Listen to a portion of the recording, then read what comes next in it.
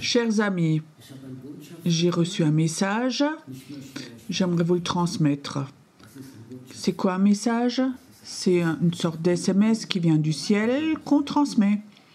Je ne suis pas un orateur, je ne veux pas faire une super prédication, mais juste vous transmettre un court message que Dieu m'a donné.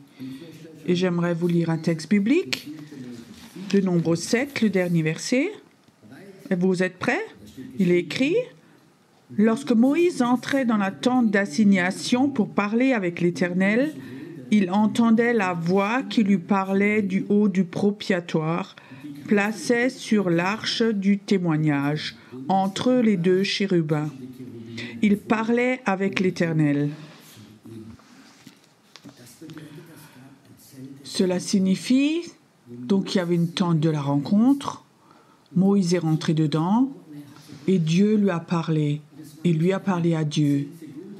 Ce n'était pas un message de 10 secondes, mais il y avait les lois, les règles pour le pays, les plans, des choses importantes et beaucoup de choses. Vous pouvez lire dans la Bible tout ce que Dieu a dit en détail, comment le peuple de Dieu doit vivre. C'était pour Moïse normal, il est rentré de Dieu. Et Dieu s'est entretenu avec lui, l'attente de la rencontre. Vous savez ce qui est intéressant? Le haut prêtre n'avait pas cela.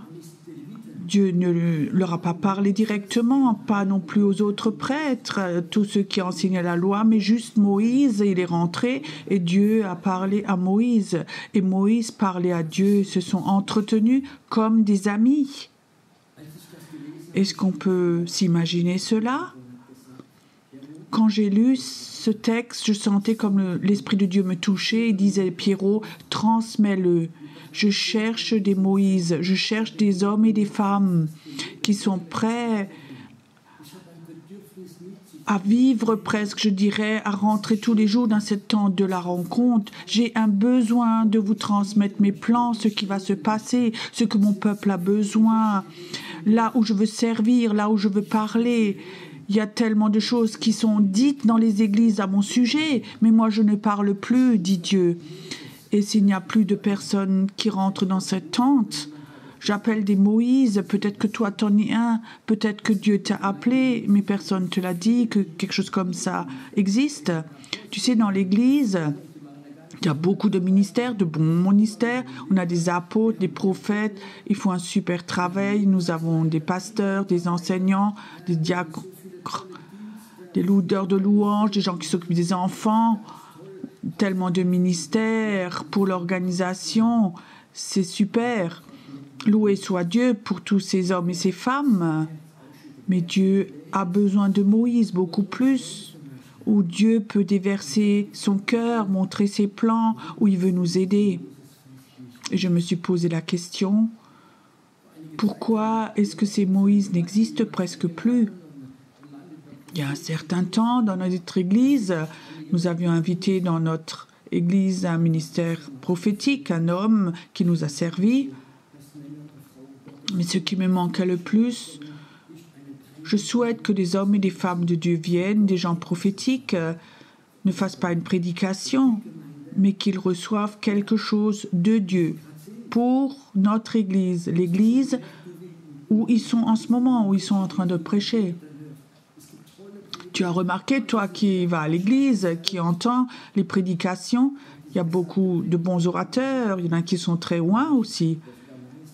Mais ces prédications, il les a peut-être prêchées partout. Où sont les hommes et les femmes qui reçoivent des messages de Dieu pour ce jour-là, pour cette Église, pour ce soir, un message directement pour vous? Comme Jean, dans Apocalypse, où il avait reçu un message pour chaque Église, et les messages étaient différents.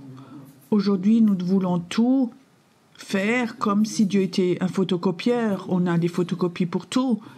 Et moi, j'ai ce besoin, pas un petit peu moins, mais c'est le demande de Dieu. Et Dieu nous dit, mais qu'est-ce qui nous empêche de faire cela? Souvent, c'est le temps. Nous sommes tellement occupés avec notre ministère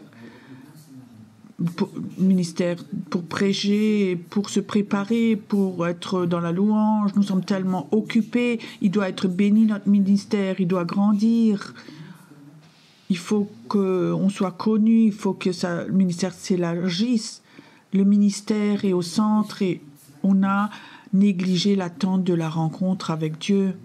Mais tu dis, mais tu n'as pas le temps. J'aimerais te dire quelque chose et je me le dis à moi-même.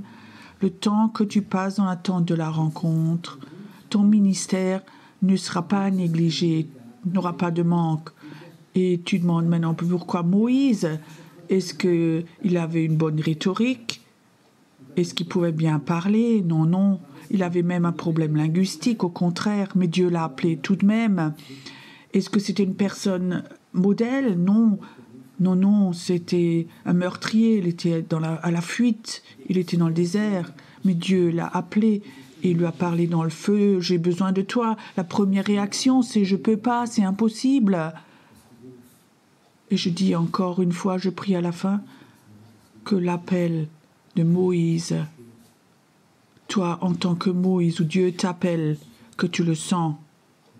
Si tu es là maintenant et tu dis oui, ça je veux avoir, alors je peux te dire, tu n'es pas la bonne personne, la bonne femme. Parce que la première réaction, quand Dieu t'appelle à être un Moïse, va toujours être, ta chair dit et réagit, non, moi je ne peux pas. Moi je l'ai aussi dit, pas une fois, mais 100 fois, moi je ne peux pas, je ne suis pas capable. Mais Moïse, lui, il était capable parce qu'il est rentré dans la tente. Moïse n'était pas quelque chose de spécial. Tout ce qu'il a reçu de Dieu, il l'a transmis. Il n'est pas rentré dans la tente pour avoir de la cure d'âme, de la reconnaissance, pour être béni. Mais il est rentré dedans pour qu'il reçoive les plans de Dieu, les volontés de Dieu pour le peuple. Et maintenant la question, est-ce que tu crois que Dieu peut t'utiliser, que toi, tu reçoives de Dieu des messages que tu transmettes aux personnes? Il y a tellement de personnes qui sont perdues dans leur situation, si les chrétiens, dans leur mariage, leur santé, leur travail, leurs finances, ils ne savent pas comment ça va continuer, mais Dieu, lui, le sait. Mais ils ont perdu ce chemin qui va dans cette tente de la rencontre. Et je crois qu'on est dans un temps. Et je veux maintenant, je pense à des leaders spirituels, ceux qui se sentent complètement au bout du rouleau ou dans le désert. L'attente de la rencontre t'attend. Là, Dieu est dedans et il t'attend pendant des heures et des heures. Il est là et il t'attend que toi, que tu sois Moïse et que tu arrêtes de t'occuper de ton ministère, de ton travail, de ta reconnaissance, de ton appel. Moïse était un libérateur, il était prêt à mourir pour les personnes, pour ce peuple. Est-ce que tu sens ce libérateur en toi d'aider les personnes à sortir, les personnes d'Égypte, à les amener dans la liberté? Je vais écourter Ne passe pas de temps au mur de lamentation. Peu importe ta situation, c'est du temps perdu. Rentre dans l'attente de la rencontre. Dieu t'attend. Je dis encore, Dieu l'a mis sur mon cœur. C'était comme un feu de Dieu dans moi. Dieu, j'ai besoin de Moïse. J'ai besoin de Moïse qui rentre de nouveau dans ma tente, qui me cherche. Je vais parler. Je vais, avant le réveil, encore montrer les plans du réveil. Des personnes qui sont prêtes, pas à cause de leur ministère, mais des personnes qui sont prêtes à réaliser le plan de Dieu.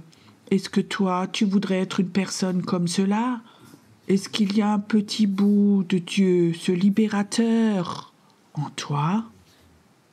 Est-ce que tu crois au fond de toi que malgré les circonstances, tous tes manques, que Dieu t'appelle à être un Moïse? Je prie que l'appel de Dieu vienne, que tu es prêt parfois, toute ta routine, tout ce que tu fais, de le laisser de côté, toutes tes montagnes de soucis, et de rentrer dans la tente. Il t'attend. Tu vas être surpris. Dieu te bénisse. Dieu te bénisse au nom de Jésus.